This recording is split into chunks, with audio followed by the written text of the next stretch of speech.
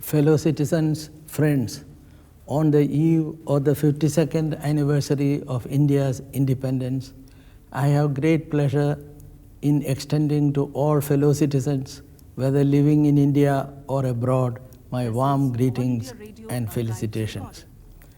I send a special word of greeting to our brave Jawans and to our Kisan and Mazdoor brothers and sisters who toil and sweat from dawn to dusk and keep our country going.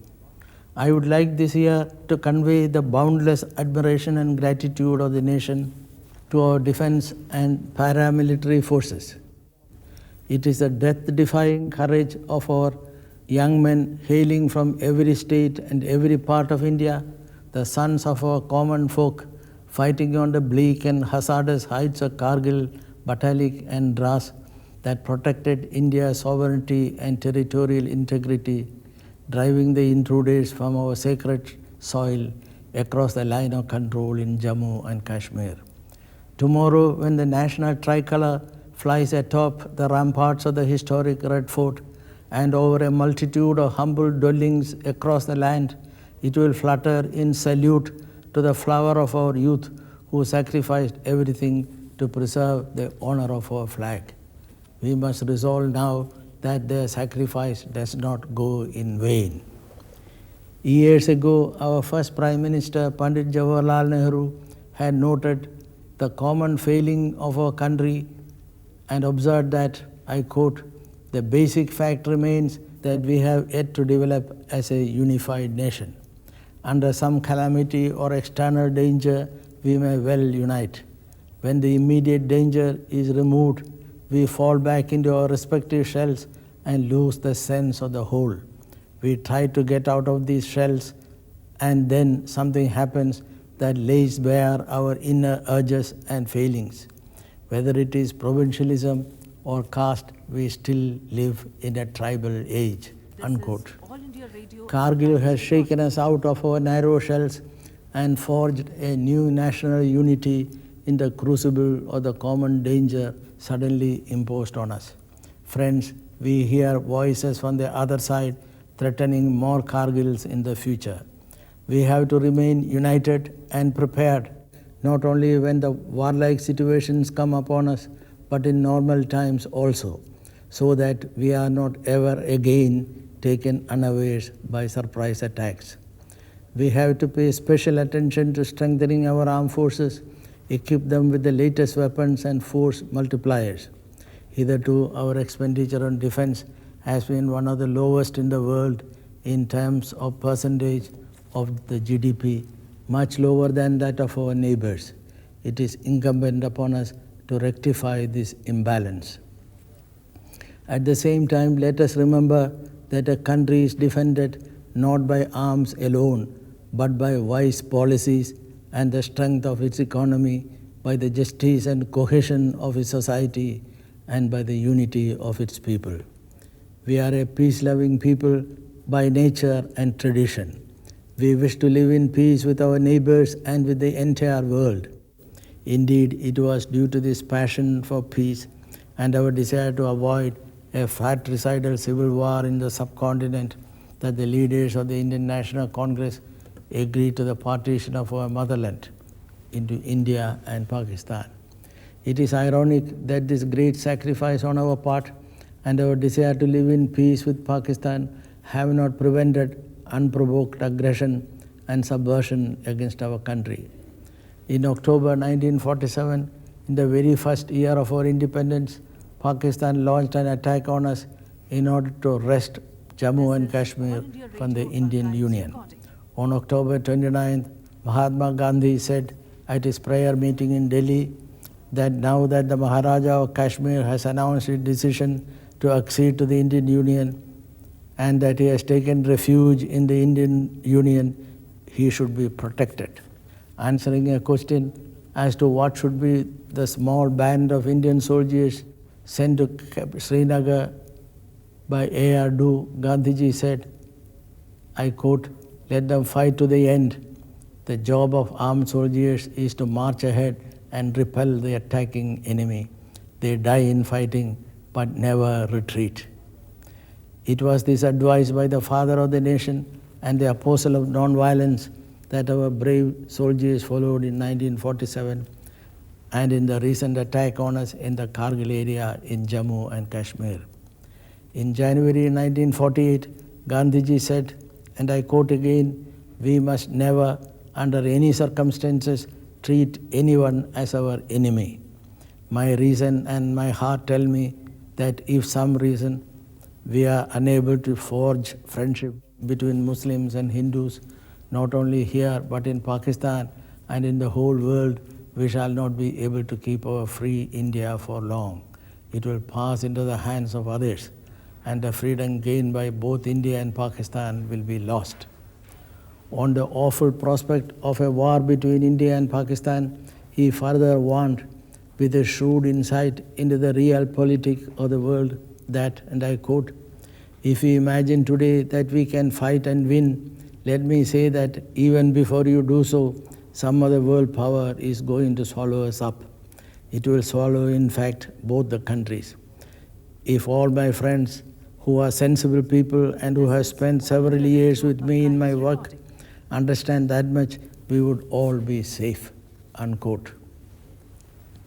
While driving this basic point home, Gandhiji had a clear grasp of the reality of the situation, and he said, "The fact is that Pakistan has invaded Kashmir. Indian troops have gone there as defenders at the express invitation of the Maharaja of the state and of Sheikh Abdullah, who is the real leader of the Kashmiri people. I shall advise Pakistan and India to sit together and decide the matter. If they are interested in a settlement, what is the need for an arbitrator?" Gandhiji was against the intervention of a third party or of a foreign hand as arbitrator. I recall these words today because they sum up the totality of the position which we have followed. That was our position at Shimla summit in 1972, and that was a position our Prime Minister Sri Atal Bihari Vajpayee took when he travelled to Lahore this year and signed the Lahore Declaration with the Prime Minister of Pakistan. We adhere to the same friendly stand, but as we have been let down more than once in the past, it is prudent of us and it is our duty to our people to be prepared for any surprise attack on us. We have to act according to the old adage that eternal vigilance is the price of freedom as well as of peace. Friends, we celebrate our Independence Day tomorrow. We recall in grateful remembrance the band of great and selfless men and women who led us in the struggle. Mahatma Gandhi, Jawaharlal Nehru, Sardar Vallabhbhai Patel, Maulana Abul Kalam Azad, Babu Rajendra Prasad, Chakravarti Rajagopalachari, Sarojini Naidu, and the incomparable Netaji Subhash Chandra Bose, and a host of others. We also recall the foot soldiers of that struggle, countless heroes and heroines who carried aloft the banner of Swaraj. Their aim was to free this ancient land so that millions of Indians sunk in poverty, disease and squalor would rise and live in dignity as free human beings. We have yet to redeem the pledge they gave to our people. 1/3 of our people still live below the poverty line. Almost half of our adult population is illiterate, and more than half of our children are undernourished. And with all, our population is increasing at an alarming rate.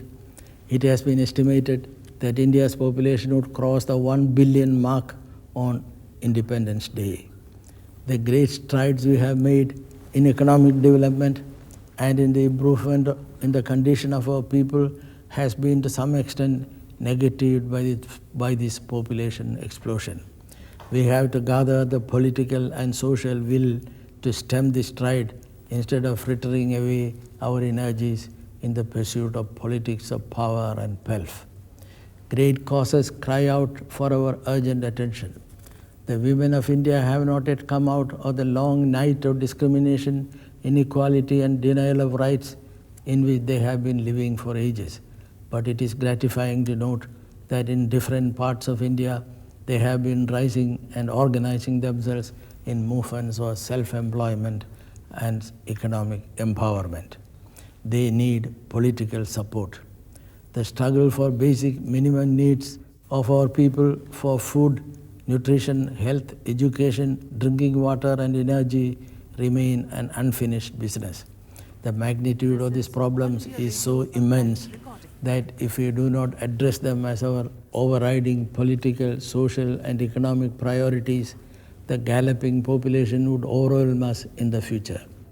Against this background, I am glad to recognize the grassroots movements cropping up in different parts of our country for supervision of development programs of the people by education, health, employment, etc., for which government has set apart large sums of money. The right to information is one such grassroots movement which deserves wider popular and legislative support. Our natural environment and life sources such as air, water and land are today receiving greater attention than before, thanks to the efforts of citizens and NGOs. But I am afraid by and large we remain reckless consumers than preservers of these life sources. It is time that we took conservation and other environmental questions not as fashionable positions but as matters of life and death. No development will be sustainable or justifiable that ignores nature and the human being. On the 26th of November this year, it will be 50 years since we adopted, enacted and gave to ourselves the Constitution of India. The Constitution is the sheet anchor of our polity. It is my earnest hope that it would continue to be respected by all and be an instrument of social change and transformation of the status of the underprivileged as envisaged by Baba Saheb Ambedkar.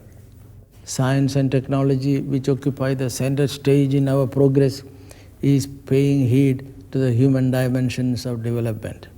Thanks to the efforts put in during the first 2 or 3 decades, India can today boast of a stabilized green revolution, a diversified industrial infrastructure, and a science and technology base for our further development. While Jawaharlal Nehru's vision of science solving the problem of hunger and poverty in our country has not yet been fulfilled, we have been able to break the back of the demon of hunger by resort to science in our agriculture. Our progress in the development of satellites, atomic energy, information technology and biotechnology are not merely climbing the high peaks of science and technology, but are applying the techniques to grassroots problems and human needs of the country. It is heartening that our scientists are now wide awake to the importance of patenting our diverse genetic riches before they are taken away by the advanced nations. India is bound to emerge as a major scientific technological power in the new millennium. Rolling back or putting a cap on the advancement of science is contrary to the very spirit and nature of science and against the inequitable world order that we are pledged to bring into being. Friends, in a few weeks from now, the people of India will be exercising their franchise to elect the 13th Lok Sabha and some of the state assemblies. Our record of orderly elections, which form the basis of our democratic polity, is now acknowledged by the world. Indian voters have exercised their franchise and chosen their representatives with practical common sense. They have reposed confidence with generosity, withdrawn it without ambiguity, created, preserved and demolished mandates. No one dares take the Indian voter for granted. It is gratifying for us that today the world significance of Indian democracy has begun to dawn upon the developed democracies of the world. But still, we must not forget that often in global power politics, the blood of strategic affinity is thicker than the life-giving waters of democracy. I would like to avail this opportunity to urge all contestants and campaigners in the coming polls to maintain our democracy's track record, to abjure appeals of a narrow sectarian nature, and show a broad tolerance of opinions of others. I trust that the ugly phenomenon of voter intimidation and booth capturing, which has marred voting in some pockets in the past, will not be tolerated anywhere on this occasion. The firmness shown in this regard by our Election Commission has been widely appreciated.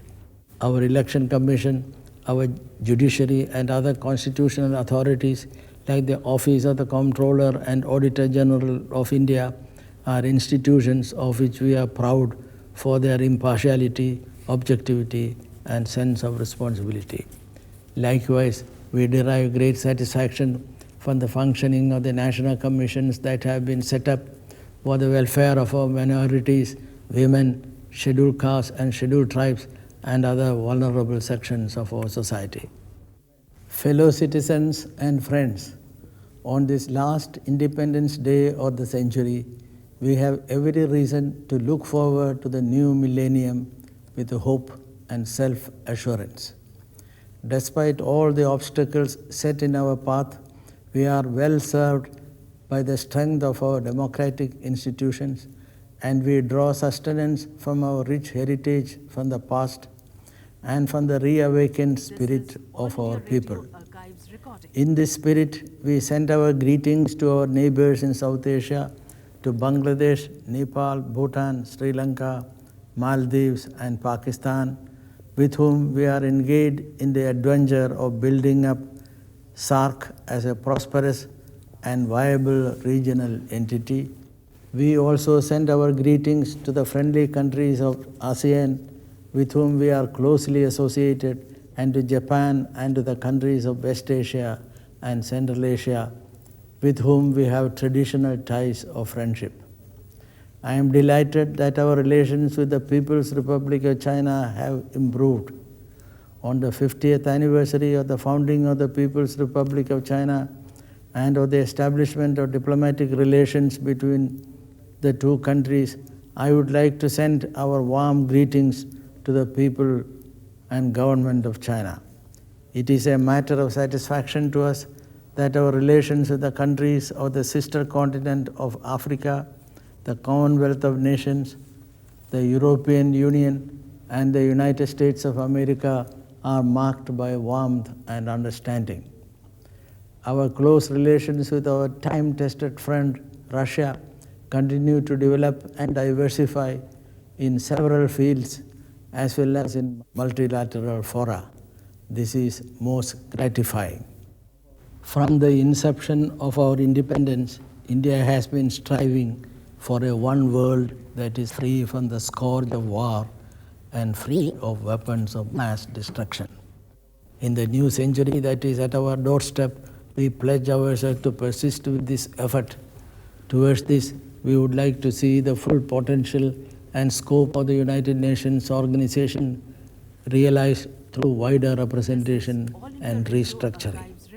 We will continue to attach the greatest importance to the non-aligned movement, in the formation of which we take pride and which has played an important role in ending the nightmare of the Cold War, and which we believe is of relevance in providing stability and balance to the pluralistic world order that is emerging. Friends, on this Independence Day, let us resolve to imbue our lives with the spirit of that midnight hour when we made our tryst with destiny. May the tricolor continue to inspire us and fulfill our destiny as a people and as a nation. Jai Hind.